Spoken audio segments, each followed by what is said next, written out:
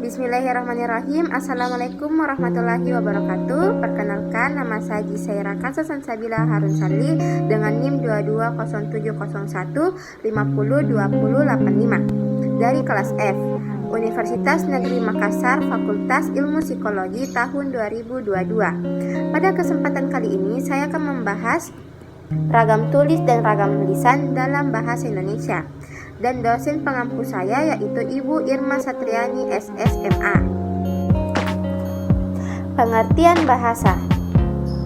Ragam bahasa adalah variasi atau macam bahasa menurut pemakaian. Artinya, penggunaan yang berbeda-beda menurut topik yang dibicarakan, hubungan pembicara, kawan bicara, orang yang dibicarakan, serta medium pembicara menurut Bahman tahun 1990. Pengertian ragam bahasa ini memperhatikan beberapa aspek seperti situasi yang dihadapi, masalah yang hendak disampaikan, latar belakang pembaca dan pendengar yang dituju, dan media atau sarana yang akan digunakan. Ragam bahasa menurut Bachmann tahun 1990. Ragam bahasa adalah variasi bahasa menurut pemakaian yang berbeda-beda menurut topik yang dibicarakan, menurut hubungan pembicara, kapan bicara, orang yang dibicarakan, serta menurut medium pembicara. Adapun faktor-faktor penyebab adanya ragam bahasa. Penyebab terjadinya ragam bahasa timbul seiring dengan timbulnya perubahan di dalam masyarakat. Yang pertama yaitu faktor budaya, yaitu perbedaan budaya pada setiap daerah di Indonesia dapat mempengaruhi adanya perbedaan bahasa di setiap wilayah. Yang kedua yaitu faktor sejarah. Di dunia ini ada sangat banyak negara dan setiap negara pasti memiliki sejarah yang berbeda. Contohnya sejarah terbentuknya Nusantara pasti berbeda dari yang lain. Wilayah Nusantara umumnya menggunakan bahasa Melayu. Terus faktor ketiga, faktor pembedaan demografi. Setiap daerah memiliki dataran yang berbeda, seperti pada daerah pemukiman yang padat penduduknya biasanya menggunakan bahasa lisan yang panjang dan lebar karena lokasi yang saling berdekatan dengan intonasi suara yang kecil. Nah, di sini saya akan membahas ragam bahasa tulisan. Ragam bahasa tulis adalah bahasa yang dihasilkan dengan memanfaatkan tulisan dengan huruf sebagai unsur dasarnya. Dalam ragam bahasa lisan ini, kita harus memperhatikan beberapa hal seperti tata cara penulisan atau ejaan, di samping aspek tata bahasa dan pemilihan kosakata. Unsur dalam ragam tulisan yakni memanfaatkan tulisan dengan huruf.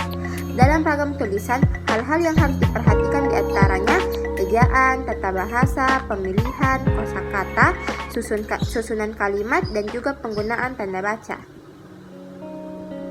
Nah, ciri-ciri ragam bahasa dan tulisan. Yang pertama itu tidak memerlukan kehadiran orang lain. Yang kedua, adanya unsur gramatikal, yaitu hubungan antar unsur-unsur bahasa dalam satuan yang lebih besar yang dinyatakan secara lengkap. Yang ketiga yaitu tidak terikat oleh ruang dan waktu. Dan yang keempat, dipengaruhi oleh tanda baca atau ejaan. Berikut ini adalah contoh ragam bahasa tulisan. Seperti buku itu telah ia baca siang tadi. Terus ada seseorang terjatuh pagi ini namun kondisinya baik. Kondisi kelas kita tidak beraturan karena ketua kelas tidak menjalankan tugas. Terus ada meski ibu cerewet bukan main namun si anak tetap jadi sosok yang pendiam. Terus ada pendirian sering berubah sehingga membuat aku bingung. Saya akan membahas tentang ragam bahasa lisan.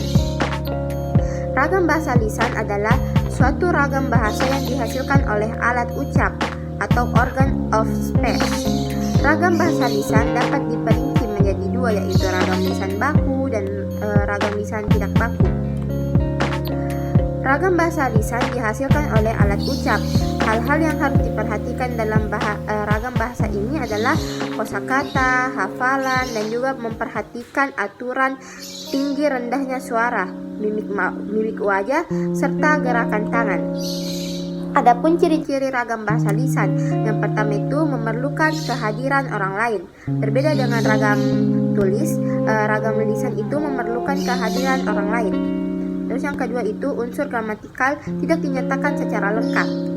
Terus terikat ruang dan waktu dan dipengaruhi oleh tinggi rendahnya suara. Berikut ini adalah contoh ragam bahasa lisan. Seperti rombongan tamu negara sebentar lagi tiba. Ada juga sumur itu digali menggunakan alat modern. Dia lagi sakit, makanya tidak ikut bertanding. Aku bingung karena pendirian dia suka berubah. Ada juga pamannya pendiam sekali, tapi bibinya cerewet sekali. Baik, itu saja penjelasan saya mengenai ragam lisan dan ragam tulis. Dan ini adalah daftar pustakanya. Baik, sekian dari pemaparan materi saya mengenai ragam lisan dan ragam tulis. Mohon maaf jika ada salah kata. Wabillahi taufiq wal hidayah. Wassalamualaikum warahmatullahi wabarakatuh.